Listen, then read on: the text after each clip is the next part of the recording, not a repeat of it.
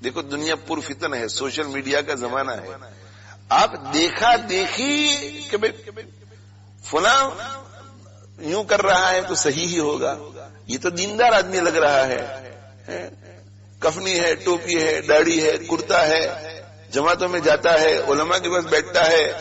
عمرے کے لیے جاتا ہے، تو یہ ٹھیک ہی کر رہا ہوگا نا۔ کوئی بھی نئی بات آ جائے جس کا ہمارے پاس علم نہیں تو ہمیں جو اتھارٹیز ہیں علماء ان سے پوچھنا ہے کہ عمل کیسا ہے۔ کوئی کام مدرسے میں ہو رہا ہے، کوئی کام مسجد میں ہو رہا ہے، اس سے وہ کام صحیح نہیں ہو جاتا، غلط غلط اور صحیح صحیح۔ یہ پرفتن دور ہے، اور اللہ کے نبی صلی اللہ علیہ وآلہ وسلم نے ارشاد فرمایا کہ ایک زمانہ ایسا آنے والا ہے فتنوں کا کہ اس زمانے میں بیٹھنے والا شخص اس سے بہتر ہوگا جو کھڑا ہے۔ کیوں بھائی؟ اس سے کہ بیٹھنے والے کو کم چیزیں نظر آتی ہے اور کھڑے ہونے والے کو زیادہ، تو جس کو جتنا زیادہ معلوم ہوگا اتنا زیادہ وہ فتنے میں پڑ جائے گا۔ تو بیٹھنے والا کھڑے ہونے والے سے بہتر، اور کھڑے ہونے والا چلنے والے سے بہتر، اس سے کہ کھڑے ہونے والے کو وہیں کھڑے کھڑے جہاں تک نظر آ گیا، اور چلنے والا تو ادھر ادھر جائے گا تو اسے اور زیادہ باتیں معلوم، وہ زیادہ فتنے میں پڑے گا، اور چلنے والا دوڑنے والے سے بہتر۔ اور پھر اللہ کے نبی صلی اللہ علیہ وسلم نے ارشاد فرمایا کہ جو فتنے کو جھانکنے جائے گا کہ مجھے تو اس میں انٹرسٹ نہیں ہے لیکن ذرا معلوم تو کروں کہ کیا ہو رہا ہے، مجھے پتا ہے کہ اٹس بیڈ، مجھے اس میں انٹرسٹ نہیں ہے لیکن دیکھوں کہ کیا ہو رہا ہے۔ یہ توجہ سے سنیے، جو فتنے کو جھانکنے جائے گا فتنہ اسے پکڑ لے گا، فتنہ اسے پکڑ لے گا۔ عوام کے لیے تو بہت آسان، بہت آسان، اللہ نے بہت لمبی زندگی دی،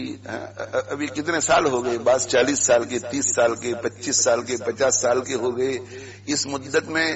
آپ کو علماء کرام کو جانچ لینا چاہیے تھا، ان کے پاس اٹھ بیٹھ کر ان کے ساتھ معاملہ کر کے اور دل میں تسلی پیدا کر لینی چاہیے تھی کہ یہ خدا ترس عالم ہے، اور یہ تسلی پیدا کر لینے کے بعد ایسا سمجھ لینا چاہیے کہ میری پناہ کی جگہ یہ مولانا صاحب ہے۔ یہ فکر آخرت والے بھی ہیں، اپنی بھی ان کو فکر ہے، امت کی بھی ان کو فکر ہے، علم بھی ان کا صحیح ہے اور ان کی نسبت بھی صحیح ہے، بزرگوں سے تعلق ہے، اسلاف کے طریقے پر ہے، یہ ہمارے لیے پناہ کی جگہ ہے۔ اور جب پناہ کی جگہ مل جائے تو حدیث کیا کہتی ہے وہ دیکھو، کیا کہا کہ فتنے کا زمانہ آئے گا اور اس کے اندر کھڑا آدمی، بیٹھا آدمی کھڑے سے بہتر، کھڑا آدمی چلنے والے سے بہتر، اور چلنے والا آدمی دوڑنے والے سے بہتر۔ جو فتنے کو جھانکنے جائے گا، دیکھنے جائے گا کہ کیا ہو رہا ہے، فتنہ اسے پکڑ لے گا، اس سے چھپ کر کے رہو، جاؤ ہی مت۔ اور جھانکنے کا کیا مطلب؟ دیکھو بھی مت اور کسی کے سامنے اس کا تذکرہ بھی مت کرو کہ پتہ چلا کہ کچھ وہاں ہو رہا ہے، نہیں، یہ بھی جھانکنا ہے، بات ہی نہیں کرنے کی اس کی۔ اور پھر آپ صلی اللہ علیہ وسلم نے کیا فرمایا کہ ایسے دور میں جس شخص کو اپنے لیے پناہ کی اور ریفیوج کی جگہ مل جائے تو وہ اس جگہ میں بیٹھا رہے۔ اس سے مراد یہی ہے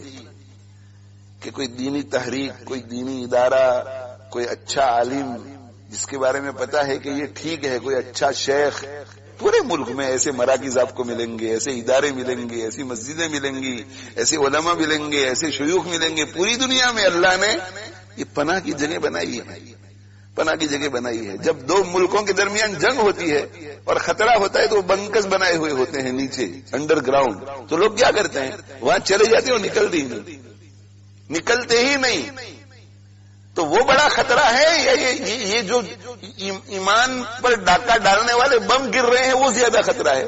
تو یہ بنکرز ہیں، یہ مشائخ کی خانقاہ ہیں، علماء کے دروس کے حلقے، مساجد، دینی تحریکات، دین کے جو کام ہو رہے ہیں، صحیح العقیدہ اور صحیح النظریہ لوگ، یہ بنکرز ہیں، بنکرز۔ تو حدیث میں یہ کہا کہ جو شخص پناہ کی جگہ کو پالے اور اس کا دل کہتا ہے کہ یہاں فتنوں سے حفاظت ہے، بس اسے وہاں سے ہٹنا نہیں چاہیے، مضبوطی سے پکڑ کے رکھنا چاہیے۔